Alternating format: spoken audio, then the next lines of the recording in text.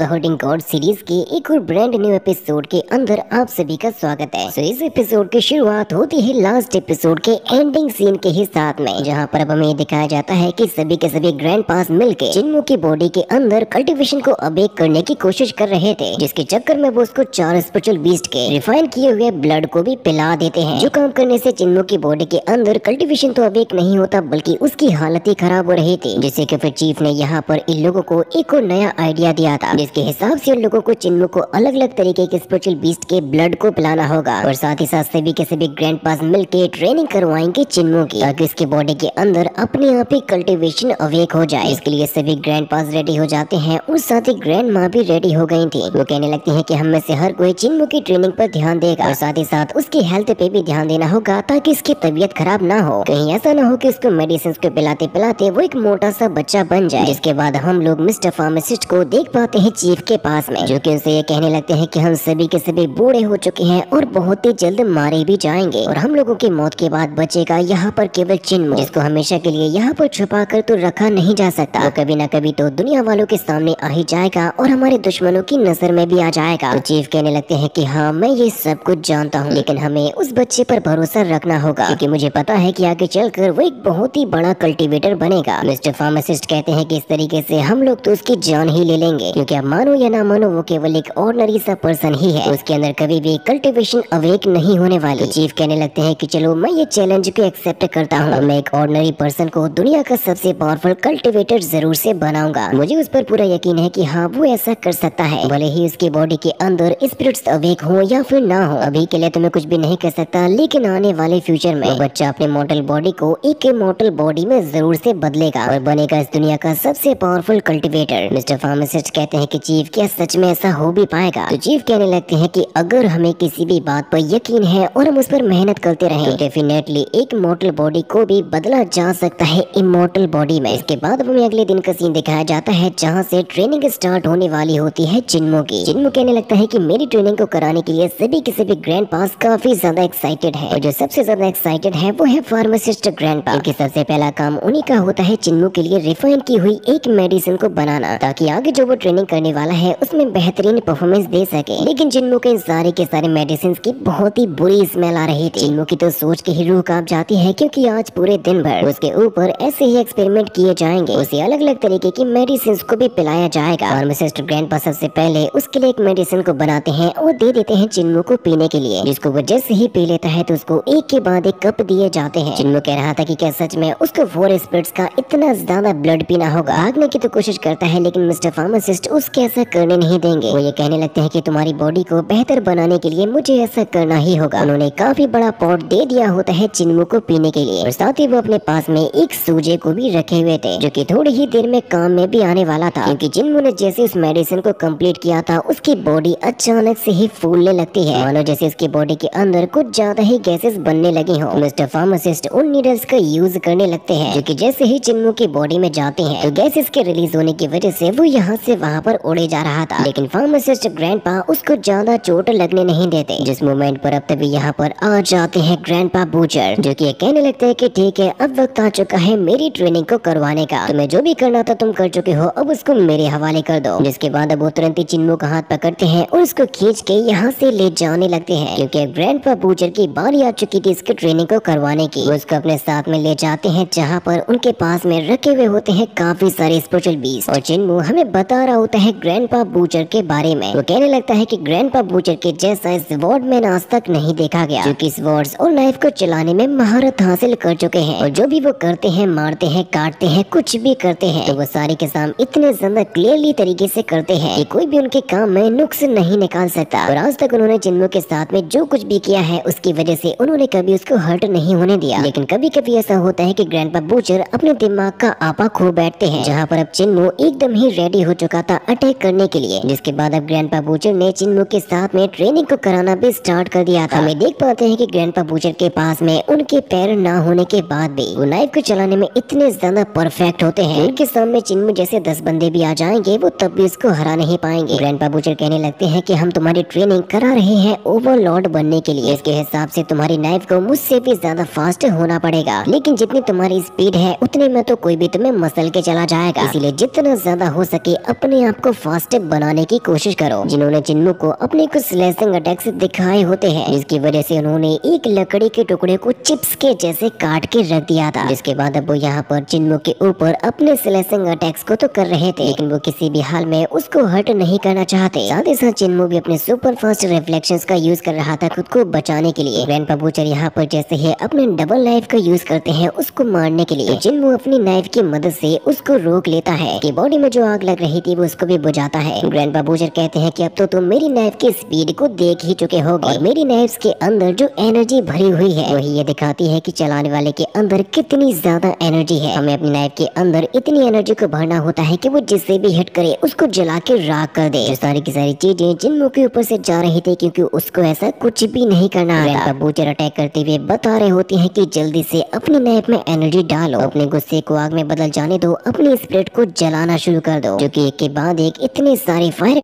Attacks को करते जा रहे थे कि उससे ये साबित हो जाता है कि इनके जैसे स्वॉर्डमैन यहाँ पर कोई भी नहीं होगा, क्योंकि स्वॉर्डमैनशिप के साथ साथ जो मैजिकल पावर्स का वो यूज कर रहे थे वही चीज होती है जो कि एक कल्टीवेटर को स्पेशल बनाती है। वो ये कहने लगते हैं कि आने वाले समय में मैं इस आसमान को चीर के रख दूंगा। उन्होंने वाकई में अपनी नाइफ्स की मदद से यहाँ पर जो स्लैशिंग अटैक्स किए होते हैं उसने बादलों को तक चीर के रख दिया था, उसमें गैप बना दिया था। और ग्रैंडपा बूचर चिल्लाते हुए कहने लगते हैं कि मैं ये सब कुछ खत्म कर दूंगा। और ये नजारा वाकई में एकदम ग्रैंड लेवल का नजर आता है। चिन्मू कहने लगता है कि सच में एक स्वॉर्डमैन की मैजिकल पावर बहुत ही ज्यादा स्कैरी होती है। जिस मोमेंट पर तभी वहाँ पर पहुंच जाते हैं ग्रैंडपा माँ, जो कि कहने लगते हैं कि बूचर दोबारा से क्रेजी हो चुका है, उसकी बातों पर अब ध्यान मत दो, इसीलिए जल्दी से मेरे साथ में आ जाओ हैंड टू हैंड कॉम्बैट करने के लिए, क्योंकि चिन्मू का वक्त आ चुका था ग्रैंडपा माँ के साथ में बॉक्सिंग को करने का और उनका एक हाथ नहीं होता। चिन्मू बता रहा था कि पहले के समय में ग्रैंडपा माँ ओल्ड फैशन वाले ग्लूमी कॉफिन मेकर के नाम से जाने जाते थे, लेकिन चिन्मू ने ग्रैंडपा माँ को जितना जाना है उसने हमेशा यही पाया है एक बहुत ही अच्छे इंसान है और उन्होंने बचपन से ही उसकी केयर भी की है। लेकिन ट्रेनिंग को करते वक्त में ऐसा नहीं कहा जा सकता कि वो अच्छे तरीके से ही पेश आएंगे, क्योंकि ट्रेनिंग के स्टार्ट होते ही उन्होंने जैसे ही अपनी पंचिंग को दिखाया होता है चिन्मू के ऊपर, वो ये कहने लगता है कि हाँ कभी कभी अच्छे लोग दया भी नहीं दिखाते, क्योंकि उन्होंने चिन्मू को पंच मार मार के उसकी हालत ही खराब कर दी थी। वो ये कहने लगते हैं कि बूचर ने तुम्हें जो नाइफ की स्किल्स को सिखाया है उनमें यूज होता है मैजिकल पावर्स का, तभी जाके वो फ्लेम्स कट कर पाती है बादलों को भी, लेकिन ये जो मेरी बॉक्सिंग की स्किल्स है उसमें भी मैजिकल पावर्स का यूज होता है और मैं यूज करता हूँ साउंड ऑफ थंडर को। इसके बाद उन्होंने जैसे ही दोबारा से अपनी पंचिंग को स्टार्ट किया होता है तो चिन्मू तो छत को फाड़ते हुए ऊपर चला गया था और वो ये बता रहा था कि उसके बचपन में ही सभी के सभी ग्रैंडपास मिलके उसे बेसिक स्वॉर्डमैनशिप और बेसिक बॉक्सिंग स्किल्स को सिखाया करते थे, लेकिन अब क्योंकि ये लोग मेरे अंदर जगाना चाहते हैं कल्टीवेशन को, इसीलिए अब ये लोग अपनी स्वॉर्डमैनशिप और बॉक्सिंग स्किल्स को ले जा चुके हैं एकदम एक्सट्रीम लेवल पर, जिसमें उन लोगों को मेरे लिए यूज करनी पड़ रही हैं अपनी मैजिकल पावर्स को। ये बातें खुद भी चिन्मू को समझ में नहीं आ रही थी कि सच में एक कल्टीवेटर करने के लिए इतनी ज्यादा मार खानी पड़ती है। ग्रैंडपा माँ चिन्मू को ये बताते हैं कि जब मैं केवल एक हाथ से ही ट्रेनिंग को कर सकता हूँ, तो अगर तुम्हारे अंदर हिम्मत हो तो तुम भी ऐसा कर सकते हो। अपने शरीर के सारी ताकत को डाल लो अपने केवल एक ही हाथ के अंदर। इस ताकत को इतना ज्यादा बढ़ा लो कि केवल एक हाथ ही काम करने लगे 1000 हाथों के जैसे, जिस टेक्निक को कहा जाता है 8 लियन मूवमेंट, जिसकी वजह से तब जाकर क्रिएट होते हैं 1000 हैंड्स और हम बन जाते हैं एक जैन मास्टर। जो नजारा देखकर चिन्मू काफी ज्यादा खुश हो रहा था। अभी ग्रैंडपा माँ कहते हैं कि ठीक है जल्दी से मुझ पर हमला करने के लिए आओ, जिसके हमला करने से पहले ही चिन्मू को एक बहुत ही जोरों का हिट हो चुका था। ग्रैंडपा माँ बताते हैं कि अच्छे तरीके से ध्यान लगाओगे तभी जाके तुम्हें सफलता मिलेगी और तुम्हारे अंदर भी ताकत आ जाएगी थंडर को कंट्रोल करने की। तुम्हारे भी केवल एक हाथ के अंदर आ सकती है हजारों हाथों की ताकत। अगर तुम भी चाहो तो अपनी पावर्स की हेल्प से किसी की भी सोल और उसकी बॉडी को डिस्ट्रॉय कर सकते हो। कोशिश यही करनी है कि अपने दुश्मन को इस तरीके से तोड़ के रख दो कि वो कभी दोबारा उठ भी ना सके। लेकिन ये ट्रेनिंग कराते हुए वो चिन्मू की बहुत ही बुरी हालत कर चुके थे, क्योंकि उसको खुद भी नहीं लग रहा था कि अब वो दोबारा से ये ट्रेनिंग कर भी पाएगा। जिस मोमेंट पर अब तभी वहाँ पर आ जाते हैं ग्रैंडपा 2G और वो ये कहने लगते हैं कि आ जाओ जरा मेरे साथ में रेस को लगा लो। और एक्चुअली में ग्रैंडपा 2G के पास में उनकी एक लेग नहीं होती। वो चिन्मू को ये समझा रहे होते हैं कि हमें अपनी जिंदगी में कभी शिकायतें नहीं करनी चाहिए कि हर किसी की जिंदगी में कुछ न कुछ कमी तो जरूर होती है। इसके तुरंत बाद ग्रैंडपा टूजी चिन्मू को उठाते हैं और यहाँ से ले जाने लगते हैं। जिनके पास में केवल एक लेग होने के बाद भी वो सुपर फास्ट तरीके से भाग सकते थे। चिन्मू बताने लगता है कि ये ग्रैंडपा ऐसे हैं कि इनके चेहरे से कभी भी स्माइल जाती ही नहीं है। साथ ही साथ ग्रैंडपा टूजी होते हैं चिन्मू के ही बेस्ट फ्रेंड। चिन्मू बताने लगता है कि पहले मैं ये सोचता था कि शायद ये मुस्कुराते इस वजह से है क्योंकि ये अंदर से खुश होंगे, लेकिन फिर मुझे पता चला कि उनकी तो फितरत ही है मुस्कुराना, क्योंकि वो ऐसे ही मुस्कुराते हुए किसी को भी मार सकते हैं। हवा में उड़ते हुए चिन्मू ग्रैंडपा टूजी से ये पूछ रहा था कि मुझे बताइए क्या आपके भी पास में बाकी के लोगों के जैसे ही सुपर पावर्स हैं? ग्रैंडपा टूजी उसको बताती हैं कि हाँ बिल्कुल मेरे पास में भी सुपर पावर है और वो है मेरी ही लेग्स, क्योंकि वो अपनी केवल एक लेग की मदद से भी सुपर फास्ट तरीके से भाग सकते हैं। जमीन पे उनकी रफ्तार बहुत ही ज्यादा होती है, अगर वो चाहे तो वो अपने आप को एक ही जंप के साथ में हवा में भी उड़ा सकते हैं। वो चिन्मू को नीचे लाते हुए उससे ये कहने लगे थे अगर तुम भी मेरे जैसे ही फास्ट हो जाओगे तो बाकी की दुनिया तुम्हें अपने आप ही स्लो लगने लगेगी। तुम स्पीड और पावरफुल लेग्स के साथ में दीवार पर चढ़ सकते हो, जहाँ पर चाहो वहाँ पर जा सकते हो। तुम चाहो तो पानी पे भी चल सकते हो, तुम चाहो तो हवा में भी उड़ सकते हो। बस इसके लिए तुम्हें चाहिए पावरफुल लेग्स और सुपर फास्ट स्पीड। तुम्हारी स्पीड इतनी ज्यादा होनी चाहिए कि तुम्हें खुद ही अपने कदमों की आवाज तक सुनाई ना दे। लेकिन चिन्मू तो उनके पीछे भागते भागते काफी ज्यादा थक चुका था और वो ये कहने लगता है कि जब ग्रैंडपा टूजी की केवल एक लेग इतनी ज्यादा फास्ट है तो अगर उनके पास में दोनों लेग्स होती तो वो कितने ज्यादा फास्ट होते। इसकी वजह से अब उसके मन में ये सवाल आया होता है कि आखिर वो कौन होगा जिन्होंने इनकी टांग काटी होगी। और साथ ही जो ग्रैंडपा माँ है उनके पंचेस भी बहुत ही ज्यादा पावरफुल होते हैं। ऐसा लगता है जैसे कि उनके सामने कोई भी टिक नहीं पाएगा। लेकिन फिर आखिर ऐसा कौन होगा जिसकी वजह से उनका एक दूसरा हाथ कट चुका था। ग्रैंडपा बूचर की नाइफ स्किल्स और उनका गुस्सा इतना ज्यादा खतरनाक है कि शायद ही उनके सामने कोई टिक पाएगा। लेकिन आखिर वो कौन हो सकता है जिसने उनको बीच से ही काट दिया। चिन्मू को अभी तक ये पता ही नहीं होता कि आखिर उसके ग्रैंडपास के दुश्मन है कौन। इसी वजह से ये सभी के सभी ग्रैंडपा बनाना चाहते हैं उसको ओवरलॉर्ड। इसीलिए चिन्मू ने भी डिसाइड कर लिया था कि वो किसी भी हाल में स्ट्रॉन्ग तो बन के ही रहेगा। कहने लगता है कि हाँ शायद ऐसा हो सकता है कि मैं अपने ग्रैंडपास के जैसे पावरफुल तो ना बन पाऊं, लेकिन फिर भी उसको चाहे कितनी भी मेहनत क्यों ना करनी पड़े, उसको 100 गुना ज्यादा मेहनत क्यों ना करनी पड़े, वो फिर भी अपने सभी के सभी ग्रैंडपास को उनके दुश्मनों से बचा के ही रहेगा। जैसे ही चिन्मू यहाँ से जाने वाला होता है तो फिर तभी इसके पास में चीफ आ जाते हैं और वो ये कहने लगते हैं कि तुम्हारी बॉडी एनर्जी खत्म होने वाली है, इसी वजह से तुम्हें सबसे पहले अपनी ब्रीथिंग स्किल को ठीक करना सीखना होगा। चीजों के बारे में जानने के लिए अब चिन्मू पहुंच चुका होता है चीफ के सामने और वो हमें ये बताने लगता है ये हमारे इस गाँव में रहने वाले सभी डिसेबल लोगों के बॉस, जिनकी नॉलेज और एक्सपीरियंस सभी के सभी ग्रैंडपास में सबसे ज्यादा है। भले ही वो कैसी भी बात क्यों न कर ले, चाहे छोटी बात हो या फिर बड़ी बात हो, वो जो भी कहेंगे वो एकदम सही ही होगी। चीफ चिन्मू को ये बताने लगते हैं कि मैंने तुम्हें जो डाओयन स्किल सिखाई है उसे तुम अपने बचपन से ही प्रैक्टिस करते आ रहे हो और स्पेशली उन्हीं लोगों के लिए होती है जो कि अपनी बॉडी में कल्टीवेशन करना चाहते हैं और इसको एक्चुअली में कहा जाता है 3 पिल्स ऑफ ओवरलॉर्ड बॉडी। जो नाम सुनते ही चिन्मू कहने लगता है कि ये तो सुनने में बहुत ही अच्छा लग रहा है। ग्रैंडपा बताने लगते हैं कि जैसे ही तुम्हारी बॉडी के अंदर स्पिरिचुअल एनर्जी अवेकन होना स्टार्ट हो जाएगी तो फिर तुम अपनी इस 3 pills of Overlord body skill का यूज करते हुए बन सकते हो एक बहुत ही ज्यादा इटर्नल स्ट्रॉन्ग मैन। तुम इतने ज्यादा स्ट्रॉन्ग बन जाओगे कि तुम्हारा मुकाबला कोई भी नहीं कर पाएगा। जिसके बाद अब चिन्मू हमें ये बताने लगा था यहाँ पर इस विलेज के अंदर और भी कुछ ऐसे ग्रैंडपास हैं जो कि इसको ट्रेनिंग को कराने पर ध्यान देते हैं। इनमें से एक होते हैं म्यूट ग्रैंडपा, यानी कि वो बोल नहीं सकते थे, जो कि चिन्मू की बॉडी स्ट्रेंथ को बढ़ाने में हेल्प कर रहे थे। और साथ ही साथ चिन्मू के जो पेंटर ग्रैंडपा होते हैं उनकी स्किल्स भी बहुत ही कमाल की थी, लेकिन दिक्कत ये होती है कि इनके पास में सुनने की एबिलिटी नहीं थी। जिसके बाद चिन्मू की बारी आ जाती है ब्लाइंड ग्रैंडपा के साथ में ट्रेनिंग को करने की, जो कि ऑब्वियसली अपने नाम के जैसे देख तो नहीं सकते थे, लेकिन उनके सेंसेस इतने ज्यादा पावरफुल होते हैं ये तो कहा भी नहीं जा सकता कि उन्हें दिखाई नहीं देता। चिन्मू बता रहा था कि सभी के सभी ग्रैंडपा मिलके उसके लिए बहुत ही ज्यादा मेहनत को कर रहे हैं ताकि सिर्फ और सिर्फ वो लोग चिन्मू की बॉडी के अंदर कल्टीवेशन को अवेक कर सके। इसीलिए चिन्मू भी अपनी पूरी कोशिश कर रहा था और वो ये कह रहा था कि किसी भी हाल में मैं हार नहीं मानूंगा। और अब अगले दिन वो दोबारा से पहुंच जाता है फार्मासिस्ट ग्रैंडपा के पास में मेडिसिन को पीने के लिए, जहाँ पर हर बार ही नए नए मेडिसिन को पीने की वजह से उसकी हालत तो खराब होती ही है। साथ ही उसकी हर रोज ही ट्रेनिंग को और भी ज्यादा खतरनाक तरीके से करवाया जा रहा था, लेकिन अभी तो वो एक आर्मर को संभालने के भी काबिल नहीं था। पेंटर ग्रैंडपा जो कि उसको अच्छी स्किल सिखाना चाहते हैं वो तो उनके साथ में मस्ती करता है। साथ ही जंगल के अंदर जहाँ पर रहते हैं बहुत ही ज्यादा खतरनाक डेडली बीस्ट, उनके बीच में रहते हुए चिन्मू अपनी आंखों पे पट्टी बांध के ब्लाइंड ग्रैंडपा के साथ में अपनी ट्रेनिंग को करने वाला है, लेकिन उनके सेंसेस के सामने चिन्मू कभी भी टिक नहीं पाएगा। चिन्मू को ट्रेनिंग करते हुए काफी दिन हो चुके थे और वो हर रोज ही सभी ग्रैंडपास के साथ में नई नई तरीके की ट्रेनिंग्स को भी करता है। जिसके बाद अब हम लोग देख पाते हैं चीफ के साथ में मिस्टर फार्मासिस्ट को, जो कि चीफ से ये कह रहे होते हैं कि आपने उस बच्चे को पुराने जमाने की कॉमन गाइडिंग स्किल को तो सिखा दिया, लेकिन क्या आपको वाकई में लगता है कि ये स्किल उसके कल्टीवेशन को अवेक करने में काम में आ सकती है? चीफ ये बताते हैं कि हाँ, अभी तक उसकी बॉडी में कोई भी चेंजेस नहीं देखे गए, इसी वजह से मैंने उसको सबसे ज्यादा सिंपल टेक्निक सिखाई है ताकि वो खुद से ही उसको सीख सके। एक हिसाब से अगर कहा जाए कि किसी बच्चे के अंदर अगर कल्टीवेशन नाम की कोई चीज एग्जिस्ट भी नहीं करती, इस बात पर मिस्टर फार्मासिस्ट कहने लगते हैं कि फिर तो वो कुछ भी अचीव नहीं करने वाला। चीफ भी कहते हैं कि हाँ, इस बारे में मैंने भी बहुत ही ज्यादा सोचा, लेकिन हमें ये बात भी नहीं भूलनी चाहिए कि वो इस टेक्निक को अपने बचपन से ही प्रैक्टिस करते हुए आ रहा है और साथ ही हर रोज ही उसको मेडिसिन देने की वजह से कुछ न कुछ चेंजेस तो होंगे ही। और मुझे ऐसा लगता है कि शायद अब वक्त आ चुका है उसकी बॉडी में चेंजेस आने का, जो कि हाल ही में दिखाई तो नहीं देंगे, लेकिन जब वो दिखाई देंगे तो हम में से किसी भी ग्रैंडपा की ताकत से उसके अंदर आ जाएगी 5 गुना ज्यादा ताकत। जो बात सुन के मिस्टर फार्मासिस्ट तो एकदम ही शॉक हो गए थे और वो ये कहने लगते हैं कि अगर ये बात सच है तो मैं चाहता हूँ कि जल्द से जल्द वो अपने कल्टीवेशन को अवेक कर ले, कि ऐसी एबिलिटी तो मेरे पास में भी नहीं है कि मैं अपने कल्टीवेशन को कई गुना ज्यादा बढ़ा सकूं। चीफ से पूछने लगते हैं कि आपको क्या लगता है ये बच्चा फ्यूचर में कल्टीवेशन के किस लेवल तक जा सकता है? तो चीफ कहने लगते हैं कि ये बात तो मैं भी नहीं जानता कि वो किस लेवल तक जाएगा, लेकिन मैं इतना जरूर कह सकता हूँ कि वो हम सभी में सबसे ज्यादा बेस्ट बन के दिखा सकता है। इसके आगे की अमेजिंग स्टोरी को देखने के लिए जल्दी से चैनल को सब्सक्राइब भी कर दो।